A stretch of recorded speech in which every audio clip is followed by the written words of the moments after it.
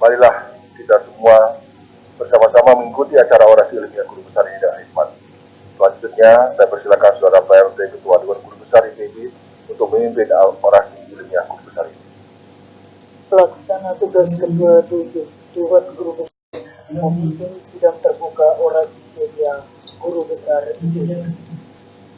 Persilakan Saudara Dekan Fakultas Peternakan Institut Pertanian Bogor, Profesor Dr. Insinyur Sumiati Master of Science untuk membacakan riwayat hidup yang amat pembelajar Profesor Dr. Insinyur Asep Sudarman, Master of Rural Science.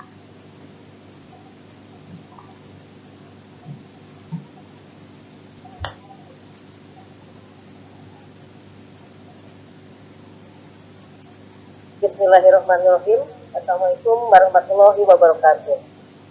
Riwayat hidup Profesor Dr. Insinyur Asep Sudarman, Master of Rural Science. Selanjutnya saya sebut Prof. Asep, lahir di Jakarta pada tanggal 24 April 1964, merupakan anak ketiga dari 7 bersaudara dari pasangan Bapak Sumaria almarhum dan Ibu Asiah almarhum. Pada tanggal 6 Januari 1990, Profesor Asep menikah dengan Insinyur Erni Hendarini di Jakarta dan dikaruniai 3 orang anak, yaitu Muhammad Ismail S. Hud MSI, Muhammad Umar SE, dan Adiba Ajarudina. Sekarang sedang kuliah semester 7 di Fakultas Kedokteran Universitas Andalas. Ditambah 1 orang menantu, Dian Nur Kapitasari SSI.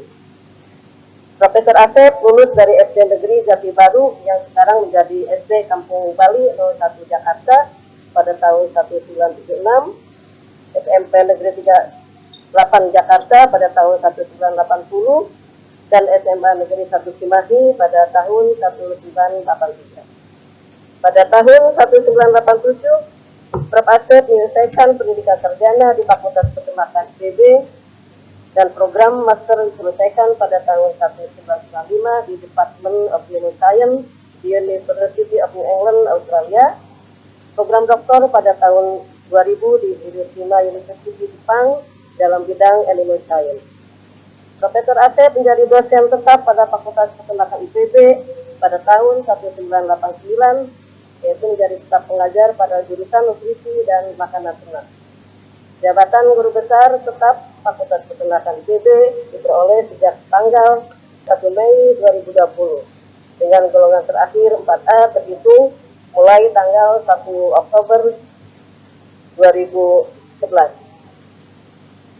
Penghargaan yang diterima Prof. Asep antara lain Satya Lansana Karya Satya 10, 20, dan 30 tahun dari Presiden Republik Indonesia, 105 Inovasi Indonesia dari Menteri Negara Riset dan Teknologi Republik Indonesia, Tribute to Innovator and Author tahun 2015, the third best oral presentation pada International Seminar on the Livestock Production and Veterinary Technology, the third best paper pada the 7th International Seminar on Tropical Animal Production pada tahun 2017.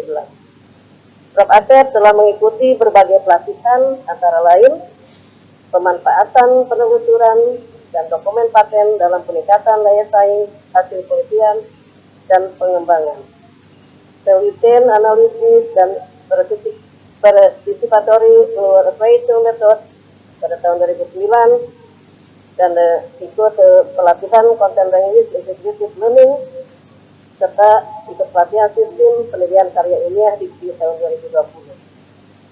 Profesor Asep pernah menjabat sebagai koordinator proyek Julai, program studi ilmu nutrisi dan makanan ternak Fakultas Peternakan IPB. Pernah menjabat sekretaris bidang evaluasi LPAU IPB proyek Julai IPB batch 3. Prof. Asep mendirikan Center for Tropical Animal Studies atau Sentras PPN IPB dan menjadi kepala Sentras yang pertama.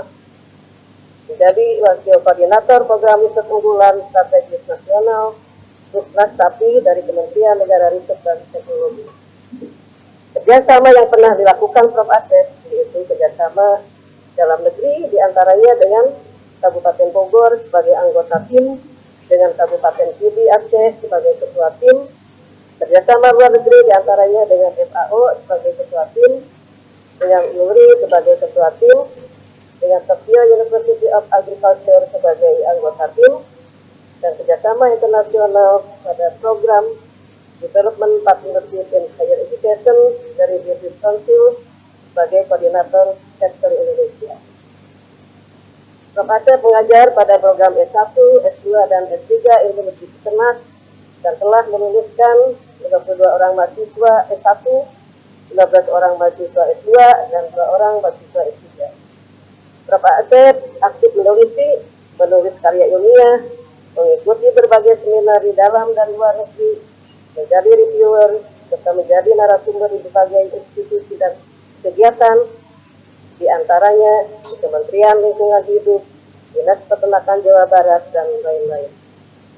Profesor Asep juga aktif dalam kegiatan pengabdian pada masyarakat dan memberi pelatihan khususnya terkait pemberian pakan dan nutrisi ternak. Prof. Asep memiliki High Index Scopus 5 dan High Index Google Scholar 9. Demikian riwayat hidup Profesor Dr. Insinyur Asep Sudarman, Master of Rural Science. Wassalamualaikum warahmatullahi wabarakatuh.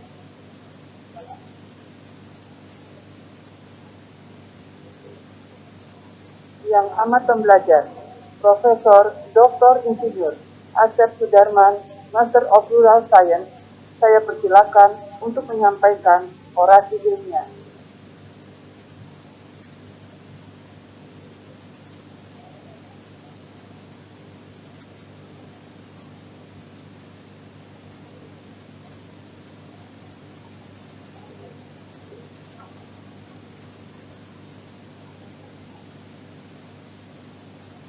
Bismillahirrahmanirrahim.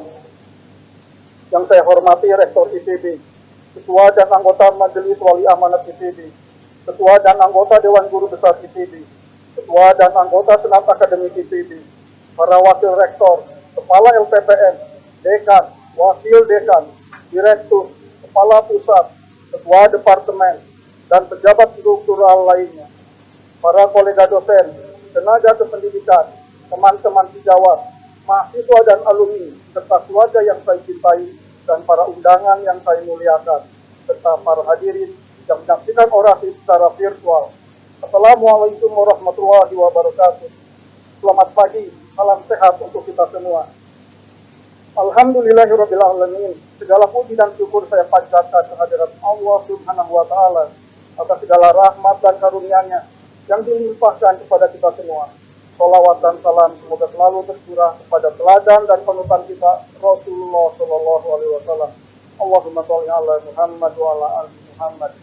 Hadirin yang berbahagia, pada kesempatan ini perkenankan saya menyampaikan orasi ilmiah dengan judul Strategi Nutrisi dan Ketahanan Pakan untuk Pengembangan Ternak Lokal Tropis. Materi orasi ilmiah ini merupakan bagian dari rangkaian hasil penelitian yang saya tekuni sejak menempuh program S2 di The University of New England, Australia, dan program S3 di Hiroshima University, Jepang. Hingga saat ini sebagai dosen di Departemen Ilmu Nutrisi dan Teknologi Pakan IPB. Judul ini saya pilih mengingat betapa pentingnya memahami karakter lingkungan negara kita dalam kaitannya dengan kondisi fisiologis ternak yang perlu dikembangkan di Indonesia dengan strategi nutrisi yang tepat melalui pencapaian ketahanan pakan yang berkualitas baik. Hadirin yang saya hormati, letak Indonesia yang tepat di daerah tropika mendapat limpahan sinar matahari sepanjang tahun yang berguna dalam proses fotosintesis untuk menghasilkan bahan pangan bagi manusia dan juga ternak. Hal ini patut kita syukuri dengan menjadikan pertanian sebagai sektor andalan penopang pembangunan ekonomi negara. Termasuk sektor pertanian adalah peternakan. Ternak dapat memberi nilai tambah pada produk pertanian tanaman karena produk ternak bernilai ekonomis tinggi. Di Jepang misalnya, harga satu porsi steak wagyu bisa mencapai lebih dari 2 juta rupiah. Posisi di daerah tropis dengan dikelilingi lautan mengakibatkan Indonesia memiliki iklim yang hangat dan lembab. Kondisi demikian dapat mengurangi kenyamanan bagi ternak dan berakibat ternak dapat mengalami siraman panas. Hadirin yang saya hormati, dengan proses homeostasis ternak mampu mengatur suhu tubuhnya dalam kisaran normal dengan menyeimbangkan antara produksi dan pelepasan panas. Namun manakala pelepasan panas tubuh terhambat karena suhu dan kelembaban lingkungan yang tinggi, maka suhu tubuh ternak dia nggak dapat terlalu meningkat fokus ke batas situ kan. yang mengindikasikan ternak Fokus mengalami cekaman panas. Indeks cekaman panas dapat diukur dengan menggunakan rumus temperatur humidity index atau disingkat THI yang salah satunya dibuat oleh Mather tahun 2006 untuk ternak sapi. Nilai THI di atas 72 menunjukkan cekaman panas ringan. Nilai THI melebihi 78, sapi mengalami cekaman panas agak berat dan produksi akan terpengaruh. Dan ketika THI di atas 82, terjadi cekaman panas berat di mana produksi menurun sangat signifikan serta dapat berakibat pada kematian. Segala jenis hewan Berdasarkan rumus bersama. Mather et al. 2006 tersebut, nilai Kan rataan sakit THI banget, harian sakit di banget. Indonesia yang telah kami hitung adalah sekitar 79. Artinya sapi-sapi di Indonesia berada dalam cekaman panas. Oleh karena itu, dalam pengembangan peternakan, selayaknya dipilih ternak-ternak yang lebih tahan cekaman panas, berupa ternak lokal yang telah beradaptasi dengan lingkungan Indonesia. Namun, ternak yang demikian biasanya memiliki produktivitas rendah sebagai hasil adaptasi berupa laju metabolisme yang rendah. Hadirin yang saya hormati, ternak yang berasal dari daerah temperate yang telah lama didatangkan ke daerah tropika beradaptasi mengatasi stres panas dengan mengecilkan ukuran tubuh dan menurunkan produktivitasnya. Suhu lingkungan panas juga berpengaruh negatif terhadap tampilan reproduksi ternak jantan dan betina. Beban panas pada tubuh ternak selain yang berasal dari lingkungan, juga panas yang berasal dari aktivitas metabolisme dalam tubuh ternak. Untuk mengurangi beban panas tersebut, ternak mengurangi produksi panas tubuh dengan menurunkan konsumsi pakan. Akibatnya asupan nutrien menurun, sehingga produktivitas ternak di lingkungan panas menjadi rendah. Strategi pemberian pakan padat energi dapat menjadi solusinya, yaitu dengan penambahan lemak. Namun pemberian lemak di dalam jumlah tinggi dapat membahayakan kondisi mikroba rumen. Karena itu, lemak yang diberikan pada ternak ruminansia perlu diproteksi, salah satunya dengan cara dibentuk sabun kalsium. Hadirin yang saya hormati, pakan di daerah tropika umumnya berkualitas rendah, yang dicirikan dengan kandungan serat yang tinggi dan protein yang rendah.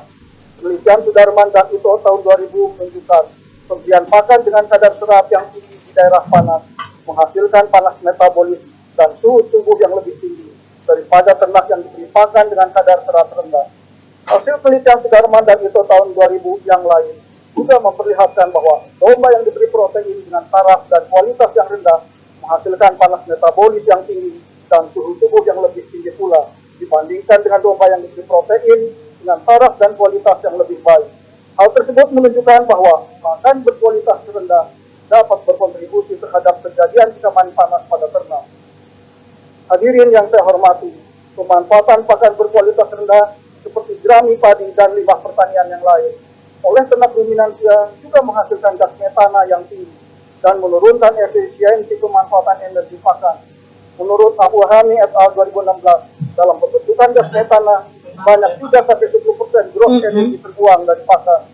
Gas metana merupakan salah satu gas rumah kaca dengan potensi pemanasan global Jauh tapi dia 21 mikirnya. kali lebih tinggi daripada karbon dioksida Ke si dan energi menyumbang yang terlepas. 16% dari total emisi gas rumah kaca global. Hadirin yang saya hormati, berbagai upaya telah dilakukan untuk mitigasi metana, diantaranya dengan melakukan pemrosesan, suplementasi minyak yang mengandung asam lemak tidak jenuh, dan pemberian suplementasi tanin dan saponin.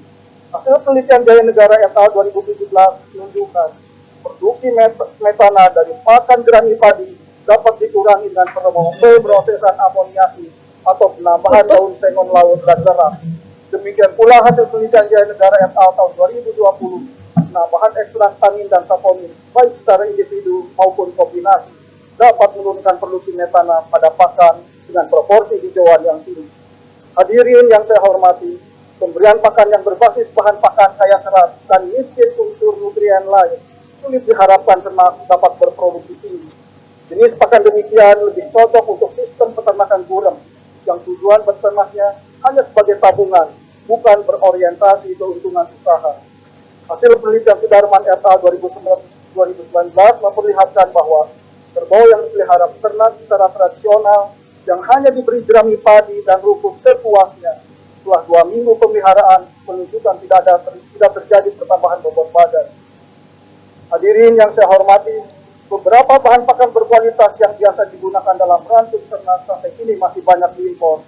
Padahal ada bahan pakan lokal yang dapat digunakan untuk mensubstitusi keseluruhan atau sebagian dari bahan pakan impor tersebut.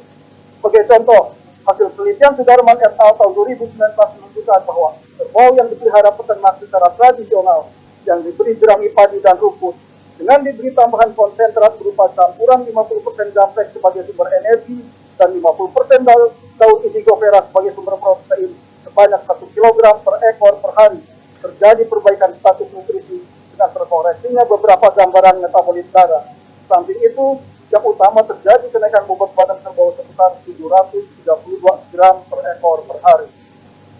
Hadirin yang saya hormati, ketidakcukupan nutrisi pada ternak karena terbatasnya ketersediaan dan pemberian pakan berkualitas tinggi dapat menyulitkan pengembangan peternakan nasional. Beberapa program pengembangan peternakan yang kurang berhasil, salah satunya adalah karena tidak tersedianya pakan berkualitas baik dengan cukup. Saat ini 2 negara yang terdepan dalam industri peternakan adalah Amerika Serikat dan Brazil. Industri sapi pedaging, sapi perah, dan unggas di kedua negara tersebut merupakan nomor 1 dan 2 di dunia. Produksi jagung dan kedelai kedua negara tersebut juga merupakan tertinggi di dunia. Amerika Serikat memiliki kawasan hamparan luas penghasil jagung dan kedelai yang dikenal sebagai Corn Belt dengan luas tanah masing-masing 36,1 juta hektar.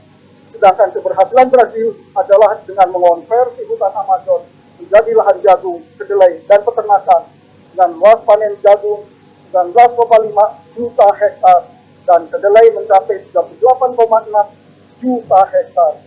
Keberhasilan kedua negara tersebut dalam mengembangkan industri peternakannya perlu menjadi bahan pembelajaran untuk ditiru oleh kita. Hadirin yang saya hormati, sebagai penutup, ingin saya sampaikan bahwa strategi pengembangan peternakan di Indonesia sebaiknya diarahkan ke perbanyakan populasi dengan mengandalkan ternak lokal yang telah beradaptasi baik dengan iklim Indonesia, bukan peningkatan produktivitas per individu ternak yang sulit untuk dicapai. Pola pikir lama yang menyatakan ada persaingan antara kebutuhan pangan untuk manusia dan kebutuhan pakan untuk ternak harus segera ditinggalkan. Perlu diciptakan pola pikir baru bahwa penyediaan pakan ternak berkualitas tinggi dan kebutuhan manusia bukanlah suatu persaingan. Keduanya harus diproduksi secara simultan dengan jumlah berlimpah melalui perluasan area tanam secara signifikan, khususnya di daerah-daerah dengan kepadatan penduduk yang rendah. Membangun ketahanan pakan berkualitas tinggi adalah keharusan guna mewujudkan pengembangan industri peternakan yang berkelanjutan dan tangguh secara nasional maupun global. Peternakan, di mana produknya merupakan sumber protein berkualitas tinggi, adalah sektor yang dapat mendukung terciptanya SDM berkualitas yang dibutuhkan guna menghadapi era persaingan global. Peternakan juga dapat diandalkan untuk menjadi penggerak roda pembangunan ekonomi nasional. Terakhir, saya ingin menyampaikan kutipan yang tertera di salah satu buku teks nutrisi ternak yang pernah saya baca. Land rich in livestock will never be full. Tanah yang kaya akan ternak tidak akan pernah habis. Bapak, Ibu, hadirin yang saya hormati, pada kesempatan yang berbahagia ini, saya kembali ingin menyampaikan saya kehadirat Allah Subhanahu wa Ta'ala, Tuhan semesta alam, atas segala rahmat dan Enggak ada aturannya kayak. Enggak ada aturannya kayak. dan kita semua. Alhamdulillahirabbil alamin. Kenapa? Saya menyadari bahwa jabatan guru besar tetap yang saya peroleh adalah atas jasa banyak pihak yang telah membantu saya. Untuk itu, dari lubuk hati yang paling dalam, perkenankan saya menyampaikan terima kasih yang tak terhingga kepada pemerintah Republik Indonesia melalui Kementerian Pendidikan dan Kebudayaan, Rektor Institut Pertanian Gue Bogor, punya videonya. Ketua dan anggota Majelis Wali Mahkamah ITB, Ketua dan anggota Dewan Guru Besar ITB, serta Ketua dan anggota Senat Akademik ITB, Dekan dan Wakil Dekan Fakultas ITB, Ketua dan anggota Senat Akademik Fakultas ITB, Ketua dan Sekretaris Departemen Ilmu Nutrisi dan Teknologi Pakan, Bapak Ibu dosen penilai karya ilmiah, Bapak Ibu dosen penilai angka kredit, seluruh pejabat dan staf di lingkungan ITB, serta semua pihak yang telah memproses dan menyetujui saya menjadi guru besar tetap dalam bidang ilmu nutrisi ternak di Fakultas Peternakan ITB terhitung sejak 1 Mei 2020. Kepada panitia pelaksana orasi ilmiah ITB yang telah bekerja keras sehingga terlaksananya acara ini, Profesor Dr. Insinyur Wasmen Manamu dan Profesor Dr. Insinyur Dewi Api Astuti MS yang telah berkenan menelaah dan memberi masukan terhadap naskah orasi saya, sehingga naskah orasi ilmiah yang saya sampaikan ini menjadi lebih baik. Pada dosen pembimbing skripsi, Profesor Dawan Sugandi almarhum dan Dr. Ibnu Amrullah, pembimbing tesis dari Departemen of Animal Science dari University of Queensland, Australia, Dr. Philip White dan Dr. M.T. Hill telah membuka wawasan berpsikologi dan yang membuka kesadaran saya dengan perkataan beliau, textbook is not a Bible.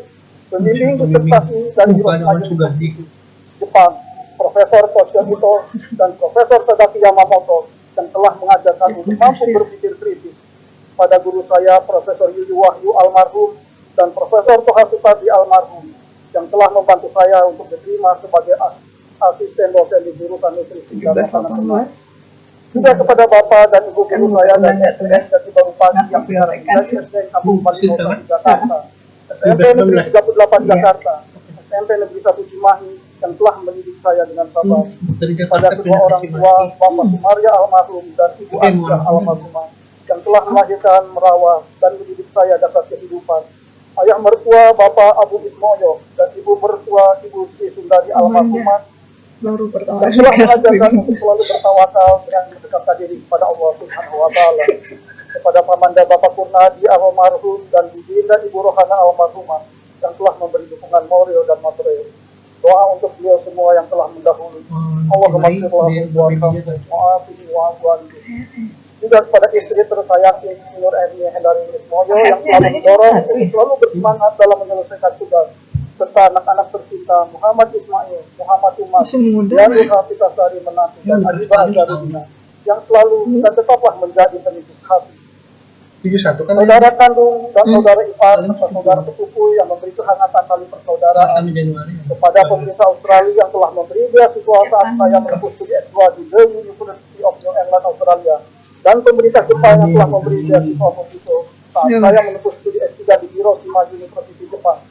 Juga kepada kolega dosen, teknisi, dan tenaga kependidikan di Departemen Ilmu Nutrisi dan Teknologi Pakan Fakultas Peternakan ITB yang tidak dapat saya sebutkan satu demi satu, yang telah memberikan semangat kebersamaan serta dukungan yang berkesinambungan. Akhirnya, ucapan terima kasih saya sampaikan pula kepada Bapak, Ibu, Saudara yang telah berkenan hadir dalam acara orasi ilmiah saya ini, baik yang hadir di tempat maupun secara virtual. Mohon maaf yang sebesar-besarnya atas hal-hal yang tidak berkenan. Semoga orasi ilmiah ini dapat bermanfaat bagi pemangku kepentingan dan memberikan sumbangsi bagi kemajuan ilmu pengetahuan serta pembangunan peternakan di Indonesia. Amin ya Rabbal Alamin. Wassalamualaikum warahmatullahi wabarakatuh. Terima kasih.